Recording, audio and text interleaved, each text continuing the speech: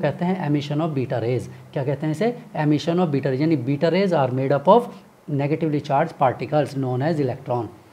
तो beta rays क्या बनी होती हैं?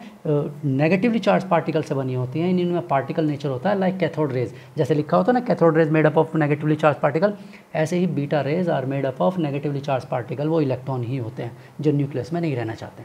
ठीक है, क्लियर? तो ये होता है n/p रेशो का। ठीक, चलिए दूसरी पॉसिबिलिटी।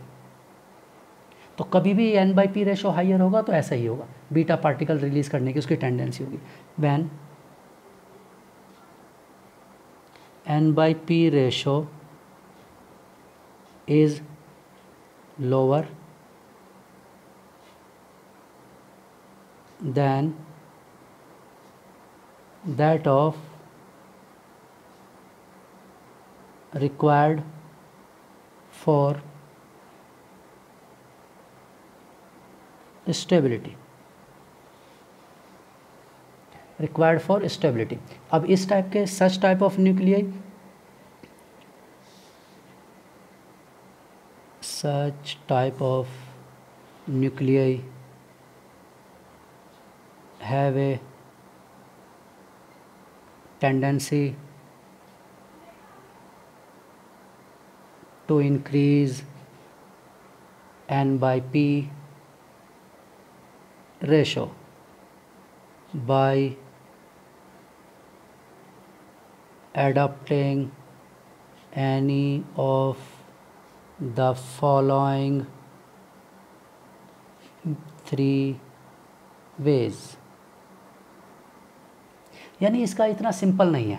जब n/p रेशो लोअर होगा तो इतना सिंपल नहीं है, कह नहीं सकते कि क्या होगा क्या नहीं होगा। इसलिए कभी भी प्रीवियस ईयर में कोई क्वेश्चन आया होगा तो वो बीटा पार्टिकल का होगा, हाइयर वाला होगा, ये लोअर वाला नहीं होगा, क्योंकि इसमें या फिर मल्टीपल चॉइस में हो सकता है। मल्टीपल चॉइस में क्योंकि वो वन वे और सेकेंड वे और थर्ड वे, इस तरह से कई वेज में कर सकता है। जैसे पहला पार्ट क्या क्या हो सकता है? By the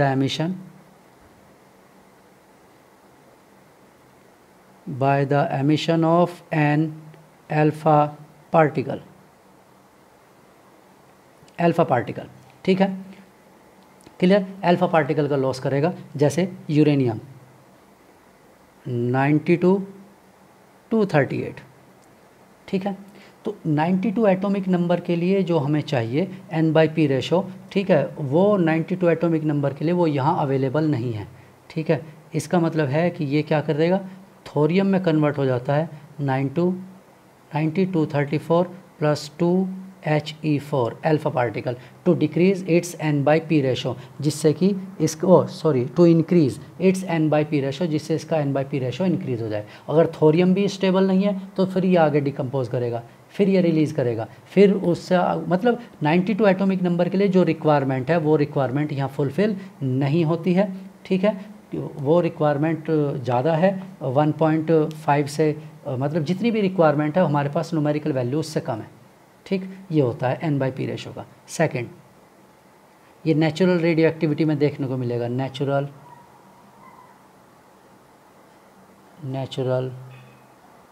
radio activity, natural radio activity में ऐसा होता है। चलिए सेकंड है by the emission of positron. Positron क्या होता है? पॉजिट्रॉन बीटा पार्टिकल का रिवर्स होता है, इसे बीटा पॉजिटिव ऐसे लिखा जाता है, ठीक है, या इसे +1 बीटा 0 ऐसे लिखा जाता है, ठीक है, या इसे +1 E0 लिखा जाता है, ठीक है, इस तरह से लिखा जाता है। इसके ये सिंबल रिप्रेजेंटेशन होते हैं, लेकिन सिंपल बीटा नहीं लिखते इसे, ठीक है। जैसे अब एग्जांपल हम लेते हैं, अभी नाइट्रोजन वाला एग्जांपल लिया था तो नाइट्रोजन वाला एग्जांपल सेलेक्ट कर लेते हैं। N13 इसका n/p रेशो लोअर है तो ये क्या करना चाहेगा? इंक्रीज़ करना चाहेगा। तो ये क्या करता है? एक पॉजिट्रॉन का लॉस कर देता है। Left hand side should be equal to right hand side, 6 + 1 और ये 613 बन जाता है। कार्बन भी अनस्टेबल है अभी भी, ये फिर कोई और लॉस करेगा, वो डिपेंड करता है उसके रेशो पर कि 6 नंबर के लिए कितना चाहिए, 6 एटॉमिक नंबर के लिए। 7 के लिए तो जो चाहिए था वो उससे कम है ये, ठीक है। 7 के लिए जितना चाहिए था, 7 के लिए क्या चाहिए था? 1, n/p रेशो 1 होना चाहिए था, और लेकिन ये क्या है? लेस देन 1 है। ये it has less than one है तो इसे, अब ये कैसे इंक्रीज़ कर जाता है, इसने क्या किया, पॉजिट्रॉन रिलीज़ कर दिया, पॉजिट्रॉन रिलीज़ कर दिया तो ये क्या हो गया, रिलीज़ हो गया, ठीक है। और ये ऐसा कैसा होता है, पॉजिट्रॉन रिलीज़ कर देता है, ये मैं बता देता हूँ आपको।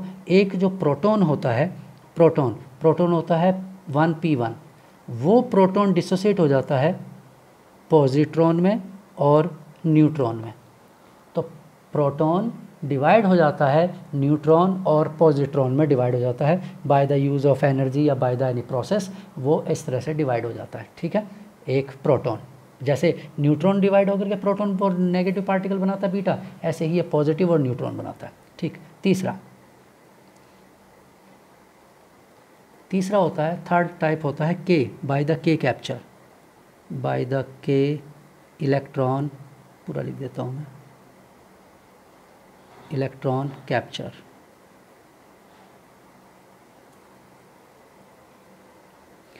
ठीक है, के इलेक्ट्रॉन यानी के सब शेल, के शेल होती है फर्स्ट शेल, आपने पढ़ा होगा 9th क्लास में 10th क्लास में, KLMNOP, के को फर्स्ट ऑर्बिट का, के शेल फर्स्ट ऑर्बिट या फर्स्ट सेल, ठीक है, फर्स्ट।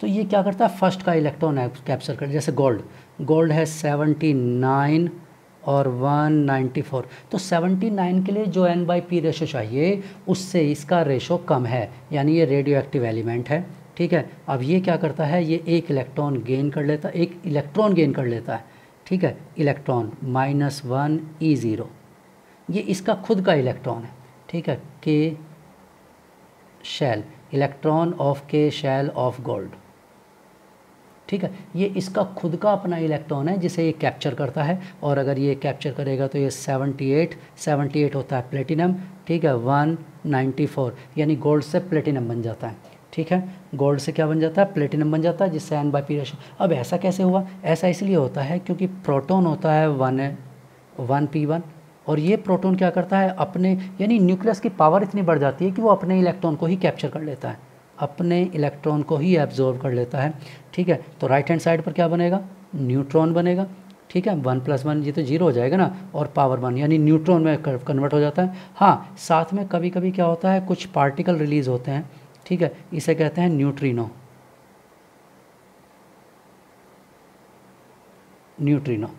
ठीक है। तो न्यूट्रिनो भी रिलीज़ होता है, तो कहीं पर अगर लिखा है तो ड्यूरिंग द के कैप्चर एक न्यूट्रिनो पार्टिकल भी रिलीज़ होता है। दीज आर द, इनकी शॉर्ट लाइफ होती है, हाफ लाइफ मतलब लाइफ कम होती है इनकी, ठीक है, लेकिन ये रिलीज़ होता है, ठीक। अच्छा, ये जो डिकम्पोजिशन है इसमें पॉजिट्रॉन, डिके विद पॉजिट्रॉन, ठीक है, या फिर अगर ये एक्साइटेड स्टेट में है तो एक्सरेज जनरेट करता है। इफ़, मैं लिख देता हूँ, इफ़ द डॉटर, इसे प्रोडक्ट नहीं कहते, इसे डॉटर कहा जाता है, इससे जो बनता है, ठीक है, ये पेरेंट होता है, पेरेंट, और ये क्या है, डॉटर। तो इफ़ द डॉटर न्यूक्लियाई या element is in its excited state, then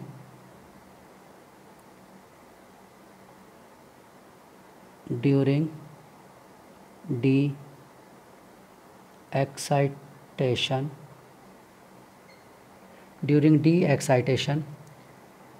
it released X-rays, ठीक है, ठीक, इट रिलीज्ड एक्सरे। तो एक्सरे अगर हमें चाहिए तो हम इस मेथड को भी यूज़ कर सकते हैं, बट ये कॉस्टली होता है, इसलिए कैथोड रेज को मेटल के सरफेस पर अप्लाई करते हैं जिससे एक्सरेज बनती हैं, ठीक है। तो वो ज़्यादा इजी होता है रेदर दैन दिस, लेकिन यहाँ पर एक्सरे बन सकता है, ये नहीं कह रहे हैं कि एक्सरे नहीं बनेगा, ठीक है। और if the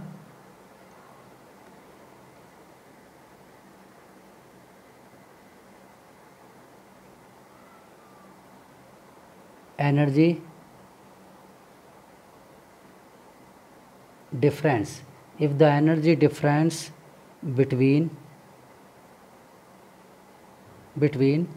the parent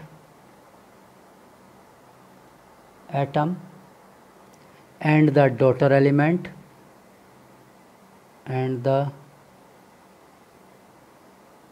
daughter atom या element is more than, ध्यान रखना इसे, more than 1.022 mega electron volt, 1.022 mega electron volt, then decay या decomposition takes place with emission of positron। ठीक है, तो क्या होगा, पॉजिट्रॉन रिलीज़ हो जाएगा। ठीक, किस केस में, अगर एनर्जी का डिफरेंस क्या होता है, कितना होता है, तो मतलब वो ही यहाँ पर एक पॉजिट्रॉन भी रिलीज़ होगा, वो ध्यान रखना। ये एडिशनल इन्फॉर्मेशन है, जनरल केसेस में ये नहीं मिलेगा। ठीक है, ये एडिशनल इन्फॉर्मेशन है और ये आर्टिफिशियल रेडियो एक्टिविटी में होता है generally. Alpha emission is usually observe in natural radio activity while the emission of positron और के कैप्चर, ये नेचुरल में नहीं होते, ये आर्टिफिशियल में होते हैं। Second and third are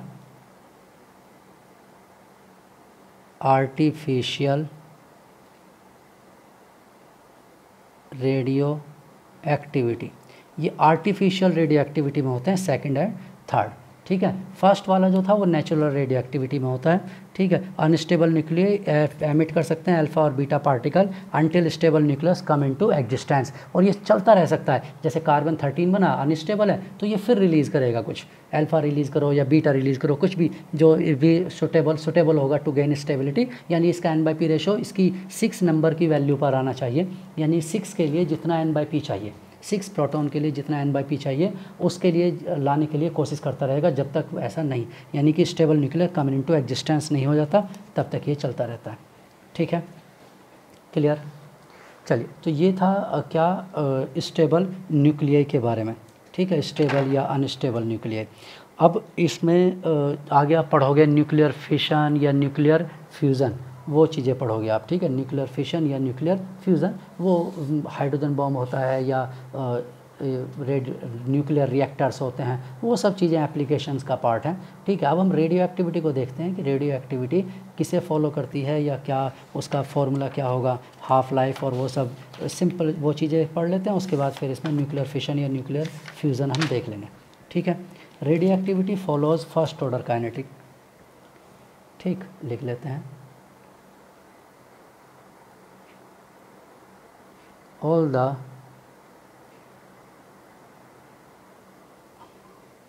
radioactive decay follows first order kinetics, वो फर्स्ट ऑर्डर काइनेटिक्स को ही फॉलो करते हैं। ठीक है, क्लियर। फर्स्ट ऑर्डर काइनेटिक्स मतलब इसे किस तरह से लिखा जाएगा, यहाँ पर हम न्यूक्लियाई की फॉर्म में लिख देते हैं। ठीक है, न्यूक्लियाई। ठीक, ये कौन सा न्यूक्लियाई है, पेरेंट न्यूक्लियाई। ठीक है, चलो लिख देते हैं पेरेंट न्यूक्लियाई, और यहाँ पर क्या बनेगा, daughter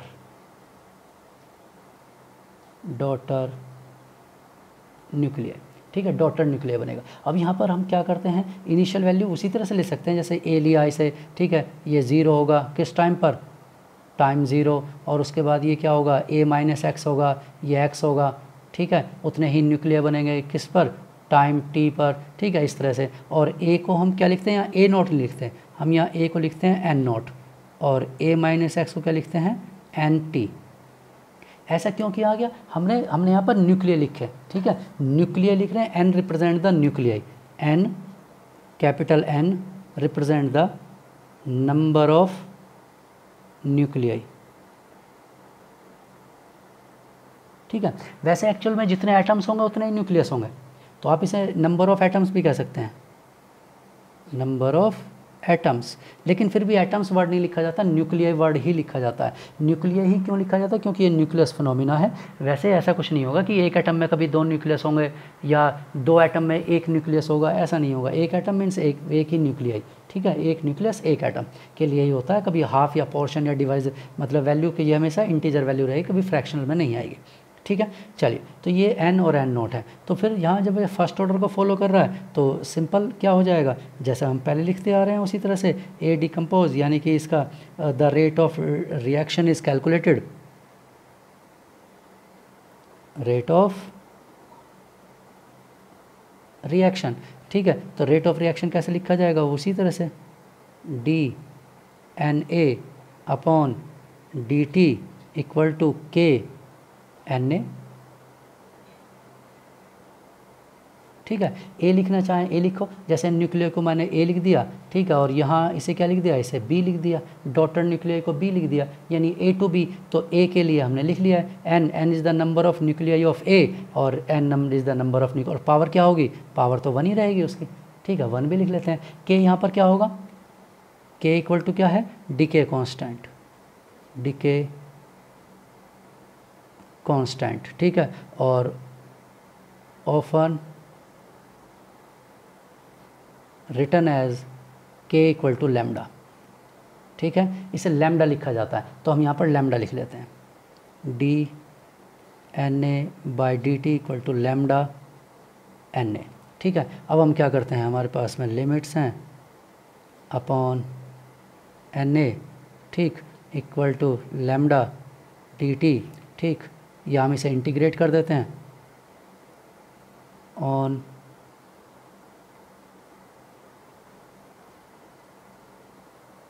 integration with in limits, ठीक है। लिमिट्स में इंटीग्रेट कर देते हैं, तो क्या लिखेंगे हम यहाँ पर आ जाएगा डी, ये यहाँ पर क्या होगा, इनिशियली एन नॉट और यहाँ एन टी,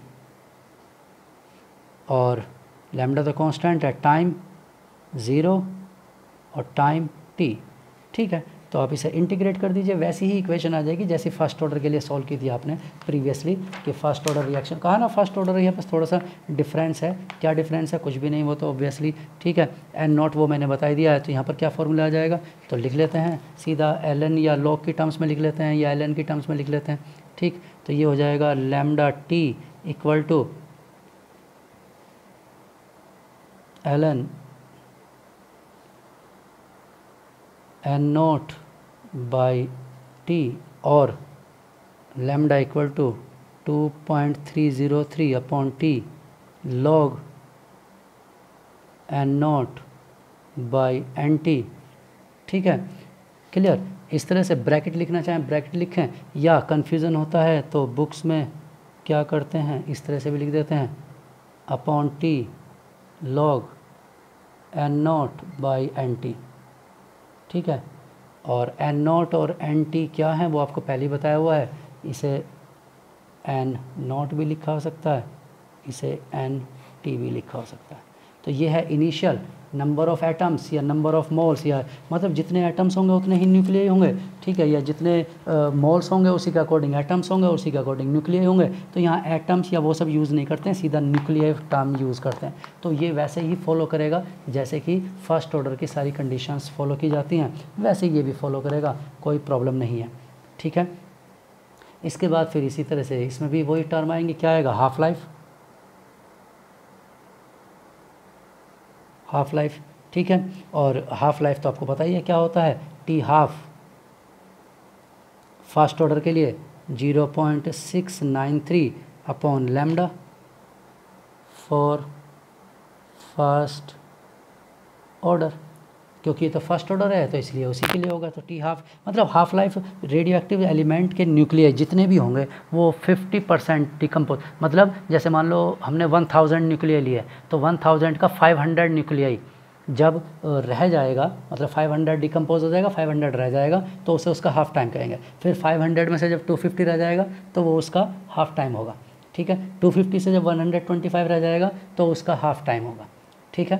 क्लियर, इस तरह से होता है। तो हाफ लाइफ, और ये बहुत बड़ा नंबर होता है, मैं 1000 तो बहुत कम वैल्यू ले रहा हूँ, वो तो आपको पता है कितनी वैल्यू होती है, 10⁻22 वैल्यू होती है, 10⁻23 केवल एक ही मोल में होता है। तो इतने सारे एटम्स होते हैं, तो उनका हाफ, फिर उनका हाफ, फिर उनका हाफ, ये कोई छोटी वैल्यू नहीं है कि सर अगर हम वो 10 वैल्यू ले लें तो 10 न्यूक्लियर तो 5 मिनट में हाफ 5 रह जाएंगे, फिर अगले 5 मिनट में 2.5 रह जाएंगे, तो 2.5 न्यूक्लियर कैसे रह जाएगा, 2.5 नहीं रहेगा, या तो वो 2 रहेगा या 3 रहेगा, ठीक है, 2 या 3, क्लियर। और एक दो पार्टिकल इधर उधर होना नेग्लिजिबल होता है बहुत लार्ज वैल्यू के रेस्पेक्ट में, with respect to the large numerical values, ये थोड़ा बहुत परसेंटेज, यानी कि ये परसेंटेज की टर्म्स में हम सॉल्व करते हैं, और थोड़ा बहुत डेसिमल्स में इधर उधर चलता है, ठीक है, कोई बहुत ज़्यादा बिल्कुल एक्यूरेट नहीं।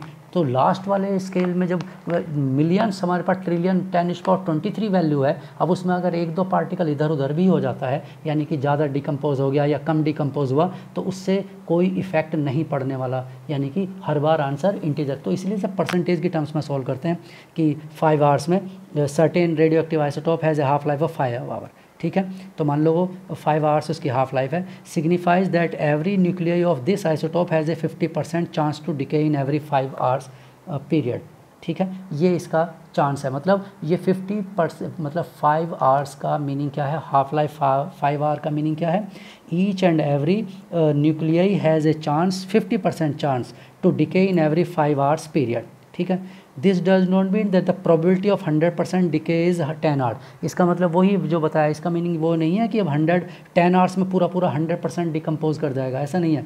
ए nucleus does not have a memory, ठीक है, and its decay probability per unit time is constant, उसकी decay probability per unit time क्या रहती है, कॉन्स्टेंट रहती है, until it actually does decay, ठीक है, यानी a half life of 5 hours implies a 75% probability of decay in 10 hour, यानी पहले 5 घंटे में तो उसकी प्रोबेबिलिटी 50% है, लेकिन अगले 5 घंटे बाद, मतलब आफ्टर 5 आवर्स, अगले 5 आवर्स में, कमिंग 5 आवर्स में उसकी प्रोबेबिलिटी क्या होगी, बढ़ जाएगी 75%, क्यों, क्योंकि अब उसके पार्टिकल्स कम हो गए हैं, तो अब उसकी प्रोबेबिलिटी बढ़ जाएगी, ठीक है, और which increases to 87.5% in 15 hour, यानी तीसरे 5 आवर में, यानी तीसरे हाफ लाइफ के टाइम पर तो उसकी प्रोबेबिलिटी और बढ़ जाएगी, यानी कि अब उसके डिके होने के चांस, यानी इनिशियल में उसके डिके होने के चांस बहुत कम है, लेकिन जैसे जैसे टाइम स्पेंड करता है उसका डिके होने की परसेंटेज क्या होती है, बढ़ती जाती है, तो 87.5 हो जाएगा, फिर 93.75 हो जाएगा, और इसी तरह से हर 5 घंटे बाद वो क्या हो जाएगा, उसकी प्रोबेबिलिटी इंक्रीज़ होती रहती है,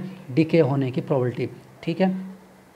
तो प्रोबेबिलिटी ऑफ डिके इज़ 50%, यानी कि हाफ लाइफ का मतलब है प्रोबेबिलिटी ऑफ डिके इज़ 50%, ठीक है, क्लियर। तो ये होता है, यानी कि एक टाइम पर सारे न्यूक्लियस, जैसे सारे यूरेनियम मान लो एग्जांपल है, तो यूरेनियम तो बहुत ज़्यादा बड़ा हो गया, कोई एक और एग्जांपल XL एटम मान लो, X अननोन कोई अनस्टेबल न्यूक्लियर है जो 5 घंटे में डिकम्पोज करता है, ठीक है। फिर हम एग्जांपल लिख लेते हैं, एग्जांपल, ठीक है, a certain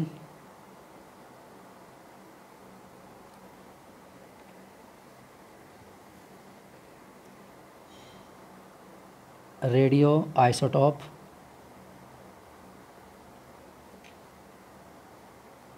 has a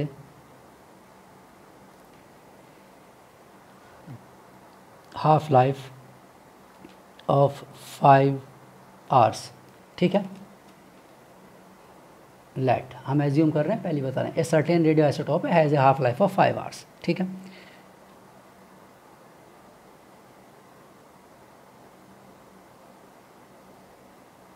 signifies that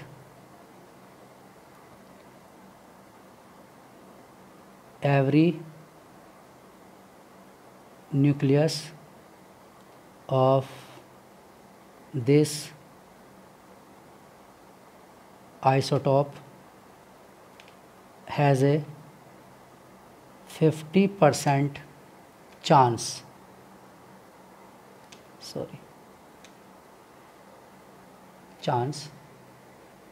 of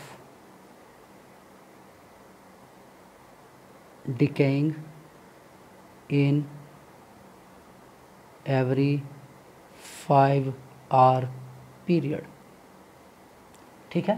यानी इसका हाफ लाइफ का क्या मीनिंग होता है कि each and every nucleus of the isotope has a 50% chance, सभी के पास 50% प्रोबेबिलिटी है for decaying in every 5 our period, कि 5 आवर पीरियड में मतलब 5 घंटे के पीरियड में वो सभी के पास 50% चांस है। ठीक है, जो स्टार्टिंग की बात कर रहे हैं, जो बाद में जब कुछ डिकम्पोज हो चुके होंगे तो वो तो ख़त्म हो गए, वो हैं ही नहीं। अब बचे हुए की लाइफ क्या हो जाती है, प्रोबेबिलिटी बढ़ जाती है। दिस डज, मैं पूरा लिख दूंगा, दिस डज नॉट मीन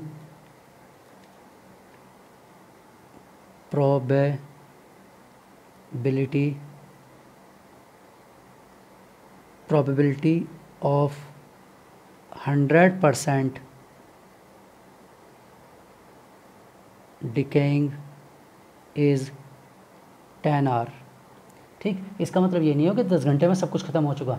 ठीक है, जैसे मैंने पहले ही कहा हाफ लाइफ के बारे में, तो हाफ लाइफ किसी का भी है, ऐसा नहीं है कि 2 हाफ लाइफ में उसकी लाइफ ख़त्म हो जाएगी, एक हाफ लाइफ में आधा हो गया और दूसरी हाफ लाइफ में चला गया, नहीं, सेकंड हाफ लाइफ में जो अभी है उसका आधा होगा। 100 से 50, तो 50 के बाद 50 पूरा ख़त्म नहीं होगा, बट इनिशियल मैंने कहा ना एट दैट प्रेजेंट टाइम, यानी उसके लिए जो इनिशियल है सेकंड हाफ लाइफ के लिए, इनिशियल 100 नहीं है, सेकंड हाफ लाइफ के लिए जो वो प्रेजेंट होता है वो चीज़ होती है प्रेजेंट एट दैट टाइम। उस टाइम पर जो प्रेजेंट है, अभी प्रेजेंट है 50, तो 50 का आधा होगा यानी 25 होगा, और अब तो 50 नहीं है, अब 25 प्रेजेंट है, यानी अगली हाफ लाइफ में 25 का आधा होगा। ठीक है, तो इस तरह से होता है। ठीक, तो ये नहीं कि 10 आवर्स में ख़त्म हो जाएगा।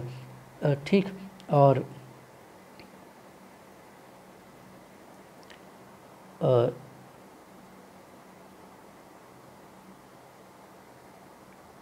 Decay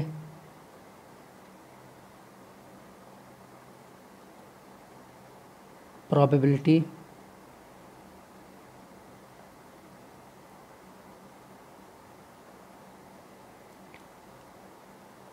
per unit time is constant until it actually does decay. ठीक है, जब तक उसकी खुद की लाइफ ख़त्म नहीं हो जाएगी, जब तक वो डिके नहीं कर जाएगा, तब तक उसकी decay probability per unit time is constant until it actually does decay. जब तक वो डिके होगा तब तक इट्स डिके प्रोबेबिलिटी, ठीक है, decay probability per unit time of, लिख देता हूँ, of nuclei is constant until its actually does decay, जब तक वो खुद डिके नहीं होगा। ठीक, समझे। A half life of 5 our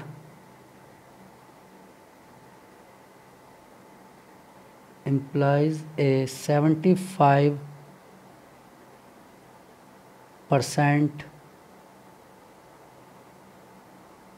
probability of decay in 10 hour। ठीक है, यानी पहले 5 घंटे में तो 50 है सभी की, लेकिन अब कुछ उन आउट ऑफ पार्टिकल्स कुछ तो डिकम्पोज हो गए ना, मतलब जिनकी प्रोबेबिलिटी 50% थी, उनमें से 50% का मतलब वह हो भी सकता है, नहीं भी हो सकता। यानी दोनों न्यूक्लियस का नेचर एक जैसा है, दो न्यूक्लियस हैं, दोनों की 50% प्रोबेबिलिटी है, लेकिन दोनों डिके नहीं होंगे कि एक ही टाइम पर दोनों डिके हो जाएंगे, नहीं, अभी उनमें से 50% ही डिके होंगे। ठीक है, तो जो डिके हो जाएगा वो ख़त्म हो गया, डिकम्पोज हो गया, न्यूक्लियस नहीं है। जो बच जाएंगे अब अगले 5 आवर्स में उनकी प्रोबेबिलिटी क्या हो जाएगी, बढ़ जाएगी। ठीक है, जैसे मैं अगर 2 की ही बात करूं, 2 ही न्यूक्लियाई हैं, ठीक है, तो पहले 50% टाइम में क्या होगा, एक डिकम्पोज कर जाएगा, और दूसरे में दूसरा डिकम्पोज कर, यानी कि सेकंड टाइम में उसकी प्रोबेबिलिटी अकेला रह गया, तो प्रोबेबिलिटी क्या हो जाएगी 100%, यानी कि वो खत्म। लेकिन 2 तो न्यूक्लियर नहीं होंगे ना, मैंने कहा ना बहुत ज़्यादा क्वांटिटी न्यूक्लियर की होती है, बहुत ज़्यादा क्वांटिटी होती है, तो उसमें वैल्यू किस तरह से ऐसे ही चलती है, पहले 10⁻22 होगा, फिर उसका आधा होगा, फिर उसका आधा मतलब 1 लाख है तो 50,000 होगा, फिर 25,000 होगा, फिर 12,500 होगा, फिर उसका हाफ होगा। ठीक है, फिर उसका हाफ होगा, इस तरह से होते होते ये प्रोसेस चलता रहता है। तो लास्ट वाले का तो फिर एक बचेगा ही, उसकी तो 100% प्रोबेबिलिटी हो जाएगी। ठीक है, 75 विच इंक्रीजेज, अब ये और इंक्रीज़ होगी, क्यों? क्योंकि बचे हुए के चांस ज़्यादा हो जाते हैं। Which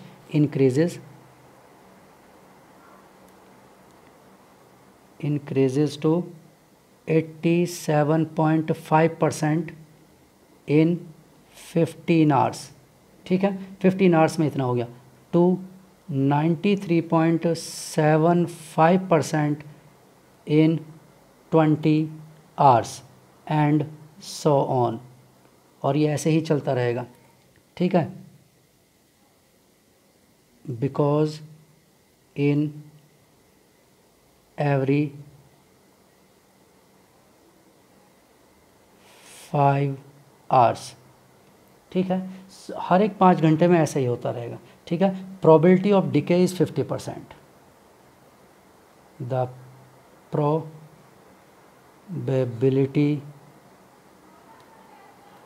of decay is 50%। ठीक है, ये होता है।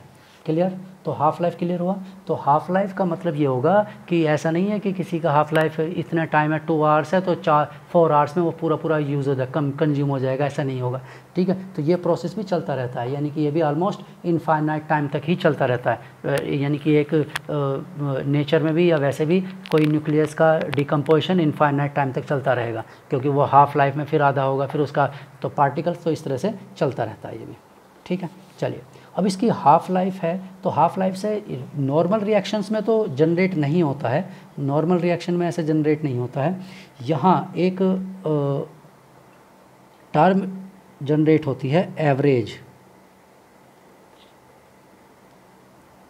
Life time.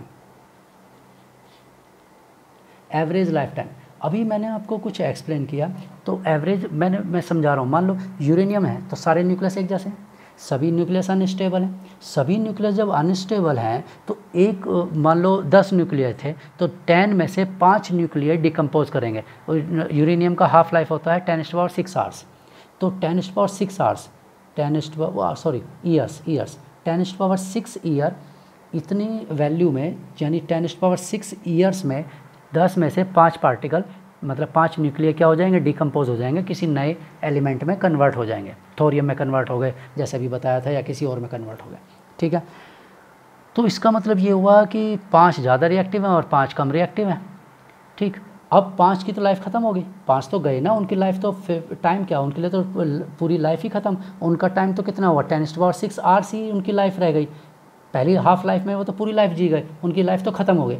अब दूसरे जो बचे हुए 5 हैं उनका भी टोटल नहीं करेंगे, उनमें से भी 50% डिकम्पोज करेंगे अगले हाफ लाइफ में।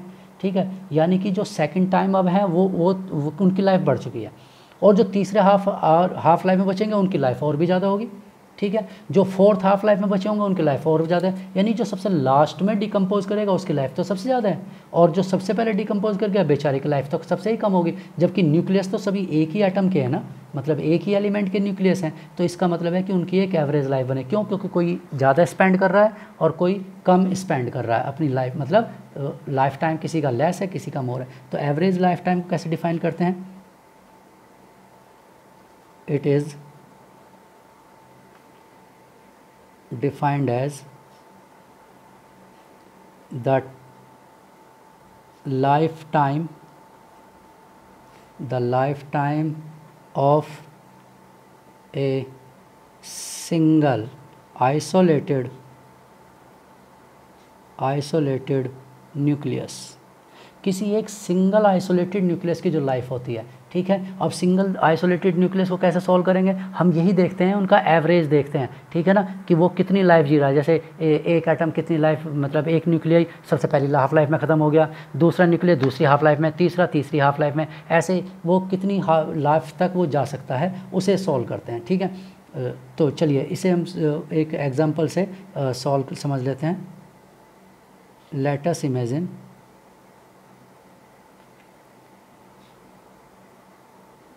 a single nucleus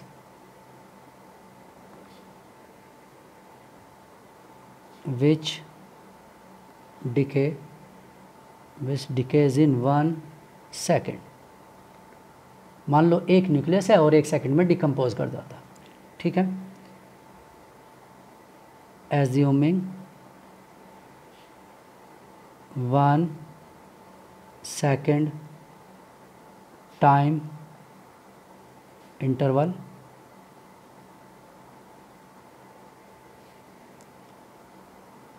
to be very small, ठीक है। the rate of